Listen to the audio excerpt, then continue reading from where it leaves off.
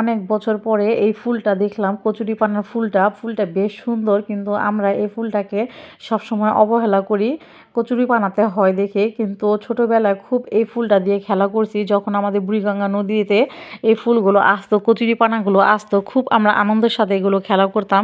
তা প্রায় অনেক বছর পর এই ফুলটা হাতে পেলাম, অনেক আনন্দ লাগলো।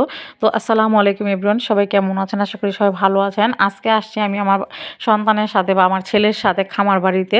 তো আমার ছেলের এই জায়গাটা বেশ একটা পছন্দের জায়গা, কারণ ওর গরু, ছাগল, হাঁস, মুরগি খুব পছন্দ।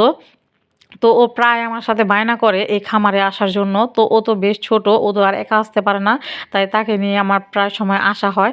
তার গরুগুলো খুব পছন্দ, গরু নিয়ে সে কথা বলবে, গরুরে সে খাওয়াইতে চাবে, কিন্তু সে যে এতটুকু সে একটুকু ভয় পায় না। তো আসছি, তো এই গরুগুলো দেখাইতেছি, গরুগুলো পালে আমার বড় বোনে।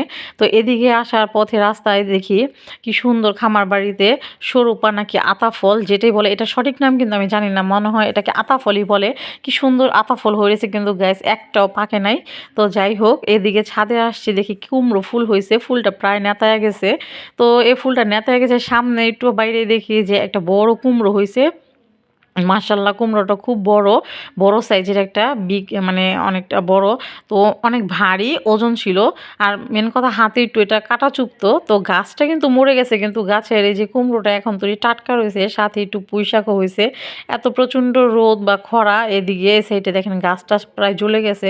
তো আমার ভাগ্নে কুমড়োটাকে নেওয়ার জন্য, ছিঁড়ার জন্য চেষ্টা করতেছে, কিন্তু পারতাছে না, কারণ কুমড়োটা ওজন ছিল। আর কুমড়োর গায়ে ছিল এখানে মানে বিন্দা বিন্দা মতো, কাটার মতো। তো যাই হোক, আমি বলতেছি তুই এটা রেখে দে, তুই পারবি না এটা ছিঁড়তে। তারপর নিতাছে। এই জায়গাটা আমার বেশ ভালো লাগে, কেন জানেন? এই যে দেখেন কি সুন্দর ফুল ফল, প্রকৃতি দিয়া ভরা। তো এটা ছিল সাজনা ফুল। মাশাল্লাহ, এই গাছের থেকে প্রতি বছর আমরা অনেক সাজনা খাই। এদিকে আমার ভাগ্নে আবার পেয়ারা গাছে উঠছে, সে পেয়ারা পারতাছে, আর আমি আমার ছেলে আদিয়াত মিলে পেয়ারা খাইতাছি। তো সব কিছুই ভালো লাগে যখন মানে ঘরের ফ্যামিলির ছোট ছোট বাচ্চাদের সাথে ঘুরতে বের হইতে হয়, তখন কিন্তু বেশ ভালো লাগে। তো আবার এই পেয়ারা খাওয়া দেখে গরুও পেয়ারা খাবে, তো তারও দিয়ে দিয়েছি পেয়ারা। এখন সে আর খায় না। এদিকে বাচ্চারা ফুটবল খেলা করতেছে, মানে ভালোই লাগতেছে দেখতে। পরিবেশটা দেখেন, এই গাছটা অনেক বড়, অনেক বয়স্ক একটা গাছ, কি পরিমাণ ছড়াইছে।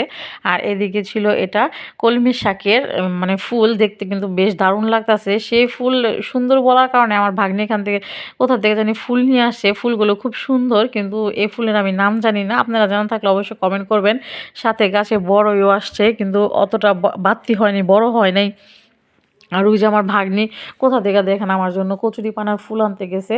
তো এদিকে আবার রাস্তাতে দেখি যে যে পাপ্পি দুটা, মানে কুকুরের ছানা দুটা সুন্দর খেলা করতেছে, দুই ভাই বোনে কি দুষ্ট মিষ্ট খেলা করতেছে। আমার ছেলে দেখে তো খুশি, বলতেছে এখান থেকে একটা কুকুরের ছানা নিয়ে এসে লালন পালন করবে, তাদের বাড়িতে রাখবে। এদিকে কি সুন্দর মুরগি তার বাচ্চাদের নিয়ে করতেছে, হাঁটতাছে। আর সব শেষে ভালো লাগতেছে যাওয়ার সময়, যখন সূর্যটা ডুবে যাচ্ছে, তখন আমার কাছে বেশ ভালো লাগতেছে এই সিনারিটা। আমি হাতের কাছে এভাবে করে রেখে দেখতেছি যে কি সুন্দর সিনারি লাগে, যেমন আমার হাতের কাছে সূর্যটা। তো ভিডিওটা এ পর্যন্তই। আল্লাহ হাফেজ।